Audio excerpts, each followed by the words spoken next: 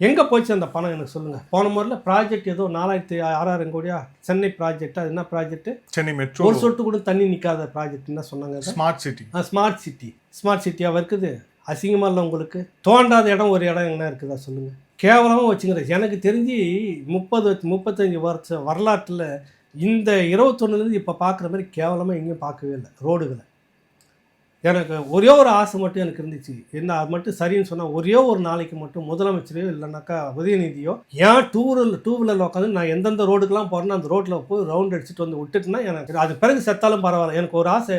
கோடியெல்லாம் பணம் கேட்க மாட்டேன். நீங்கள் வந்து கேட்குறீங்க உங்களுக்கு ஒரே ஒரு ஆசைங்க, பல லட்சம் கோடியா இல்லை வேறு எதனா ஆசையான்னு கேட்டால் எனக்கு கோடியெல்லாம் வேணாம், நான் இன்றைக்கி இருக்கிற மாதிரி இருந்துக்கிறேன். ஒரே ஒரு ஆசை, உதயநிதியோ அல்லது ஐயா ஸ்டாலினோ என் பைக்கில் பின்னாடி உட்கார வச்சுக்கிட்டு நான் போகிற ரோட்டில் சுற்றணும். டெய்லி 2 நாளைக்கு சுற்றிட்டு வந்து பிறகு நீ உசுரோட இருந்தால் பொழைச்சி ஆட்சியில் உட்காந்துக்கோ, அதுக்கு பிறகு உன் இஷ்டம்னு சொல்லிவிடுவேன் நான்.